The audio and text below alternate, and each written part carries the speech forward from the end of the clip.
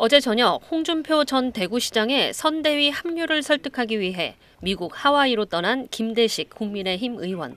아직까지 오지 말라는 완곡한 그런 말씀이 있습니다.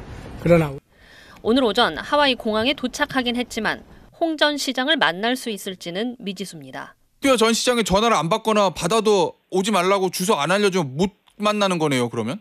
오지 말라고 한다고 해서 또 가지 않으면은 예. 이거는 진정성이 부족하고 그냥 어떻게 보면 하나의 말쇼에 지나지 않을 수 있다 이렇게 해서 예. 일단 지금 호놀루까지 도착을 해서 여기에서 지금 환승을 기다리고 있다 이런 말씀을 드립니다. 아 그러면 꼭 만나고 돌아갈 겁니다. 김 의원은 홍 전 시장의 심경을 이해한다면서 김문수 후보의 절절한 호소가 담긴 자필 편지를 전할 것이라고 덧붙였습니다. 저한테 따로 아주 깊은 메시지를 주셨다. 그 말씀을 제가 전달을 하려고 합니다. 뭐 여기서 공개할 수는 없는 거고 예. 뭐 김문수 후보는 먼저 손을 내밀겠다. 예. 그리고 홍 시장님이 어떤 결정을 하시든 존중하겠다. 예. 지금은 힘을 모아야 할 때다. 이런 절절한 호소가 담겨 있다. 이 정도로만 제가 말씀드리겠습니다.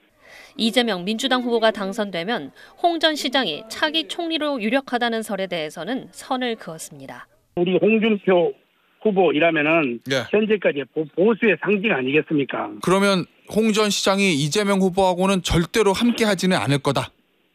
이런 말씀이시죠? 그럼 하루아침에 바꾼다?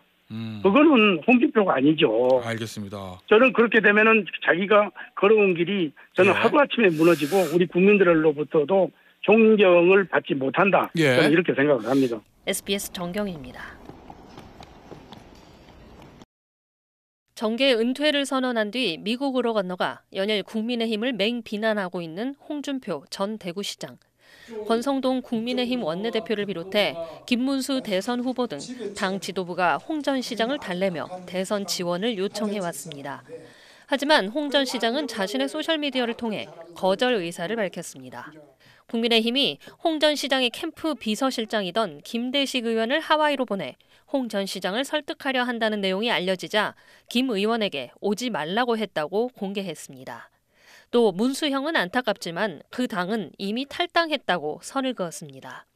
앞서 김 후보는 지난 9일 단일화 갈등이 격화할 무렵 홍 전 시장을 상임선대위원장으로 임명한다고 밝혔지만 홍 전 시장은 정계 은퇴 의사를 재확인하고 하와이로 떠났으며 김 후보는 임명 발표를 정정했습니다.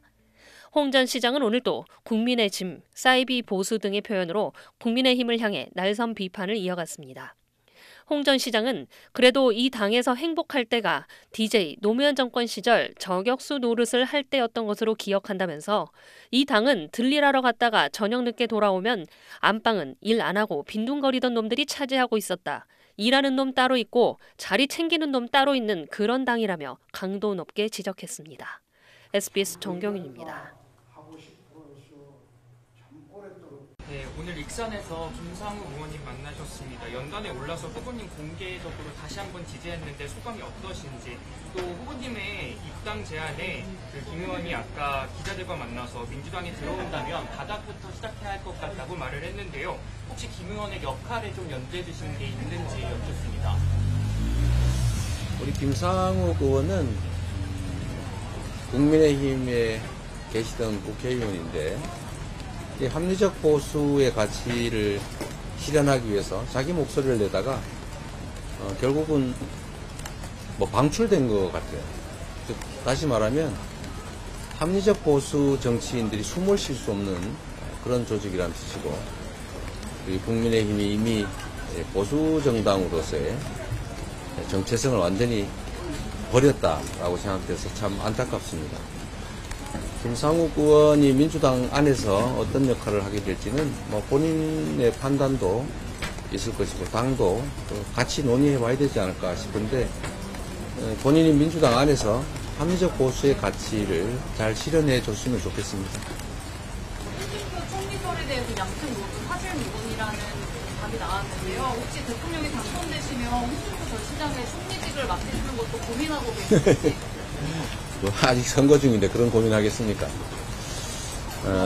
특정하게 누군가를 어떤 직책에라는 생각은 아직 하지 않고 있습니다. 그런데 이번에는 인수위 없이 바로 출범하기 때문에 언젠가는 빠른 시간 안에 그 문제에 대해서 고민을 해야 되겠죠. 어떤 사람을 어떤 직책에 기용할 것이냐는 우리가 이긴 다음에 고민하는 게 옳지 않을까 그렇게 생각이 듭니다. 이제 후보님 그 지지율이 50%가 넘었는데 어디서 나왔어요? 리얼미터는 아 그래? 어떻게 나왔지? 뭐 내가 몰랐어 아직. 네, 50%가 넘었는데 그래서 이번 대선에서 약간 목표하시는 득표율이 있는지 궁금하고 그다음에 또 남은 대선 기간 동안 제일 유의해야 할 점이 어떤 거라고 생각하시는지 궁금합니다. 저는 우리 국민들께서 민주공화국의 기본적인 질서, 헌정 질서, 즉 헌법을 파괴하는 그런 정치 집단, 또 내란을 옹호하는 그런 후보에게 다시 내란을 일으킬 기회, 헌정을 파괴할 기회를 주실 거라고는 생각하지 않습니다. 그러나 또 한편으로 과연 우리가 다음 국정을 맡도록 우리 국민들께서 흔쾌히 허용할지에 대해서도 그렇게 쉽게 단정하기 어렵습니다. 선거의 결과는 아무도 알 수 없는 것이고 저희 목표는 한 표라도 이기는 겁니다. 얼마를 이기냐는 다음 문제인데 저희는 지지 않도록 최선을 다하려고 합니다. 우리 박지원 원장이 자주 하시는 말씀인데 골프하고 선거는 보게 쳐들면 진다 이런 얘기 하지 않습니까? 실제로 그렇습니다. 아주 겸손한 마음으로 절박한 심정으로 호소드리고 우리 국민들의 선택을 겸허하게 기다려야 되는 거라고 생각합니다. 단 한 분이라도 더 설득하도록 최선을 다할 것입니다.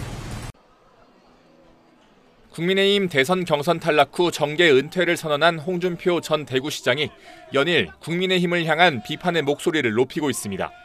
홍 전 시장은 오늘 자신이 만든 커뮤니티인 청년의 꿈에 올린 글에서 5번의 국회의원은 당의 도움 아닌 내 힘으로 당선됐다고 밝혔습니다.